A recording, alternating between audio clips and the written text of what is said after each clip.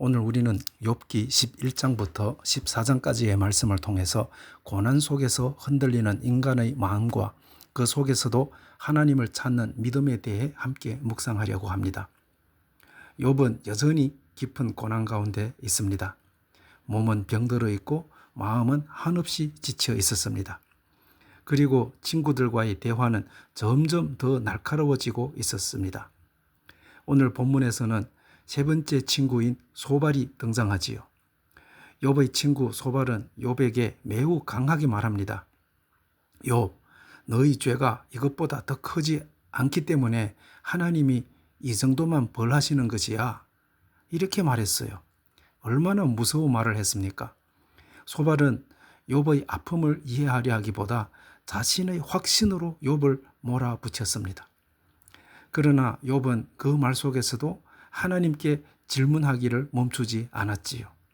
그러므로 오늘 말씀은 우리에게 무엇을 보여주는가요? 믿음은 모든 답을 다 아는 상태가 아니라 흔들리는 질문 속에서도 하나님을 붙드는 것이라는 사실입니다. 첫 번째로 사람의 확신이 하나님의 뜻이 되는 것은 아니라는 것을 우리는 깨달아야 합니다. 남을 함부로 판단하는 신앙을 조심해야 합니다. 소발은 매우 단호하게 욥을 향해 말했지요. 욥, 네가 회개하면 하나님이 다시 너를 회복시켜 주실 것이다 라고 말했습니다. 겉으로 보면 맞는 말처럼 들립니다. 왜냐하면 회개는 중요하기 때문이지요. 하나님은 회개하는 자를 용서하기 때문이지요. 하지만 문제는 소발이 욥의 상황을 다 알지 못하면서도 마치 하나님처럼 단정했다는 것입니다. 성도 여러분, 우리는 종종 자신의 생각을 하나님의 뜻처럼 말할 때가 있습니다. 저 사람은 아마도 하나님과의 무슨 문제가 있을 거야. 저 사람은 하나님이 벌하시고 있는 것 같아. 저 사람은 아마 믿음이 부족해서 그런 것 같아. 라고 말하고 생각할 때가 있어요. 그러나 여러분, 인간은 다른 사람의 마음을 다 알 수 없습니다. 고난의 이유를 완전히 이해할 수도 없습니다. 그런데도 쉽게 남을 판단하고 정죄하면요, 상처 입은 그 영혼을 더 무너지게 만들 수 있습니다. 예수님은 사람들을 그렇게 대하지 않으셨습니다. 예수님은 죄인들과 오히려 함께 식사하셨고 병든 자들을 품으셨고 눈물 흘리는 자들에게 가까이 가셨습니다. 십자가는 정죄의 자리가 아니라 용서와 회복의 자리입니다. 그러므로 도안교회의 형제 여러분, 함부로 남을 판단하는 사람이 아니라 하나님의 마음으로 품어주는 사람이 되시기를 주님의 이름으로 축복합니다. 두 번째로, 이해되지 않아도 하나님께 질문할 수 있다는 것을 깨달아야 합니다. 질문 속에서도 믿음은 살아있기 때문이지요.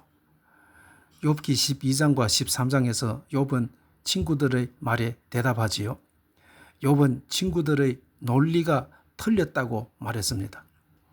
그리고 하나님께 자신이 직접 말하고 싶다고 고백합니다. 나는 하나님께 말씀드리고 싶다라고 고백합니다. 여러분, 욥은 지금 흔들리고 있습니다. 아주 혼란스러운 상태입니다. 하지만 중요한 것은 그가 하나님을 완전히 포기하지 않았다는 것입니다. 오히려 욥은 더 하나님께 가까이 나아가고 있었습니다. 여러분, 신앙은 질문이 없는 상태가 아닙니다.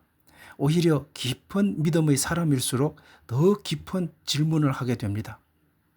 하나님, 왜 이런 일이 나에게 일어납니까?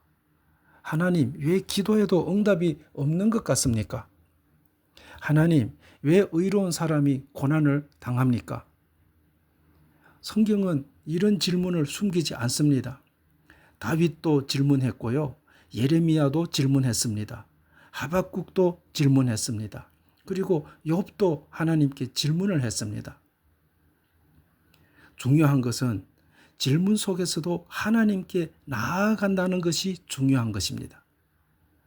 믿음은 모든 것을 이해해서 생기는 것이 결코 아닙니다. 이해되지 않더라도 하나님을 떠나지 않는 것이 믿음입니다. 십자가에서도 제자들은 이해하지 못했지요. 왜 예수님이 죽으셔야 하는지 이해하지도 못했고 몰랐습니다. 하지만 하나님은 그 이해할 수 없는 십자가를 통해 구원의 길을 여셨습니다. 우리 인생도 마찬가지입니다. 지금 이해되지 않아도 하나님은 여전히 일하고 계십니다. 그러므로 저와 여러분도 이해되지 않아도 하나님께 질문하며 나아가는 신앙을 소유하시기를 바라겠습니다. 세 번째로, 우리의 소망은 결국 하나님께 있습니다. 인간은 약하지만 하나님은 우리를 기억하시고 계십니다. 욥기 14장에 들어가면 욥은 인간의 연약함을 이야기하지요. 인생은 짧고 괴로움이 가득하구나 라고 고백합니다. 인생은 꽃처럼 피었다가 시드는 존재라고 말합니다. 여러분, 이것이 인생의 현실입니다. 우리는 강한 것 같지만 약한 존재들입니다. 영원히 살 것 같지만 아주 짧은 이 세상을 살고 있습니다. 건강도, 재산도, 젊음도 언젠가 다 지나갑니다. 그래서 인간은 자기 스스로를 붙들 힘이 없는 것입니다.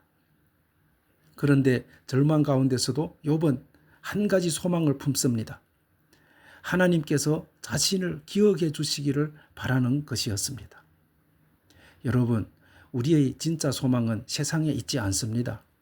사람에게도 있지 않습니다. 오직 하나님께 있습니다. 십자가는 바로 그 소망의 증거입니다. 우리를 잊지 않으시기 위해, 우리를 구원하시기 위해 예수님께서 이 땅에 오신 것이지요. 우리가 연약해도 하나님은 우리를 기억하고 계십니다. 우리가 흔들려도 하나님은 우리를 붙들고 계십니다. 그러므로 오늘도 하나님께 소망을 두는 저와 여러분이 되시기를 바랍니다. 마무리하겠습니다. 욥기 11장부터 14장은 고난 속에서 흔들리는 인간의 모습을 솔직하게 보여줍니다. 욥의 친구들의 말은 욥을 더 아프게 했지요. 그러나 욥은 이해되지 않는 현실 속에서 끊임없이 하나님께 질문을 했습니다. 그러나 욥은 하나님을 완전히 떠나지 않았습니다. 우리 인생 속에서도 욥처럼 흔들릴 수 있습니다. 이해되지 않는 일을 만날 수 있습니다. 기도를 해도 답이 없는 것처럼 느낄 수도 있습니다. 하지만 그 순간에도 하나님은 살아계십니다. 십자가 이후에 부활이 있었듯이 하나님은 지금도 우리의 삶 속에서 일하고 계십니다. 그러므로 함부로 다른 사람을 판단하지 마십시오. 질문 속에서도 하나님을 믿고 하나님께로 나아가십시오. 그리고 이 세상이 아니라 하나님께 소망을 두십시오. 하나님은 오늘도 상한 영혼을 붙들고 계신다는 것을 잊지 마시기를 바라겠습니다. 기도하겠습니다. 하나님 아버지, 우리도 욥처럼 흔들릴 때가 있습니다. 이해되지 않는 현실 앞에서 질문하고 눈물 흘리고 지칠 때가 있습니다. 그러나 오늘 말씀을 통해 질문 속에서도 하나님께 나아가는 믿음을 배우게 하시니 감사합니다. 우리 입술이 함부로 다른 사람을 판단하지 않게 하시고 하나님의 마음으로 사람을 품게 하옵소서. 그리고 이해할 수 없는 순간에도 하나님을 떠나지 않는 믿음을 허락하여 주옵소서.